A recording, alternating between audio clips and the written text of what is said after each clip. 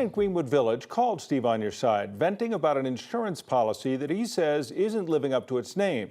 So this is a policy that his dad bought nearly 25 years ago for catastrophic major medical costs. His dad's now 93 and in memory care with dementia. 9 News consumer investigator Steve Stagger is joining us now. And Steve, he called you really to warn folks. Yeah, he's not sure he's going to get the money here, but Mitch Gilbert wants you to go through the drawers of your filing cabinet and look at those old insurance policies you might have, because he thinks the way the world has changed since 2001, when his dad bought this policy, practically made it invalid. He's not sure his dad will ever see that money, even though he's paid a lot in the last 23 years.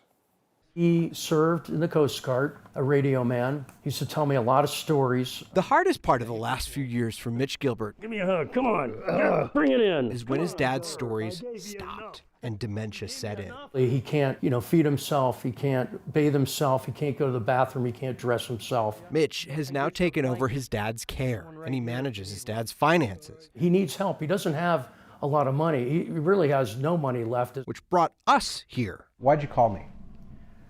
I called you because I was very angry. See, Mitch has been fighting a battle for quite a while now over this, an insurance policy he found in his dad's record. He bought a policy called Catastrophe Major Medical Plan. In the pages of that plan his dad bought in 2001 from U.S. Life is a provision, $300 a week for convalescent care. $300 a week certainly wouldn't come close to covering the cost of living that memory care in today's dollars, but it would help.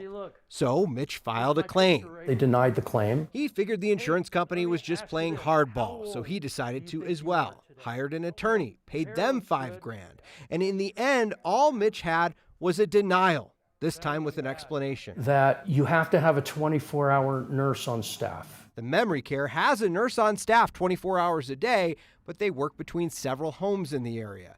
They're not based full-time in that building where his dad lives. And thus, this is a useless policy. He's never going to be able to collect on it. He's been paying, I've tracked since 2001, he's paid well over $20,000 to $25,000 for this policy. Mitch isn't asking Steve On Your Side for help. He's asking us to give you a warning. It sounds like you think that money is just gone. Oh, it's absolutely gone. I'm really hoping that someone sees this story and that they go look at their policy and they realize that their policy is useless, and Channel 9 News saved them a ton of money. That's what I'm hoping for. So we reached out to the company that manages that insurance policy. They couldn't comment, but Mitch tells me that he has had some productive conversations since we reached out, though he's not optimistic still that they'll honor his dad's policy. He plans to cancel it after the first of the year so his dad doesn't have to pay for something he can't use anymore. In the studio, Steve Stagger. Steve On Your Side, 9 News.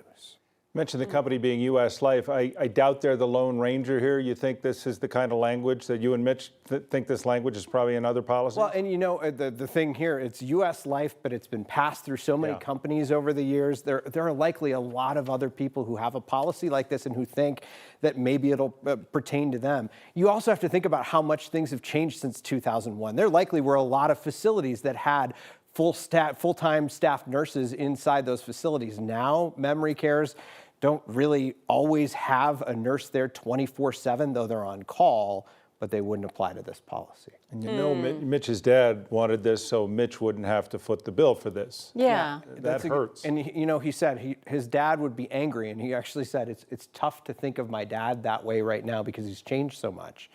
But he said his dad would be angry about this because he thought everything would be sorted out and that this wouldn't be a worry for folks all those years later. And here is Mitch trying to collect on that money and help his dad the best way he possibly can. Well, you hope something happens, some miracle comes through and he's able to collect, but I'm glad he shared that story. It's important. Yeah, check really your drawers, important. Look for those policies and make sure that they would apply to you today. Thanks as always, Steve. Yeah.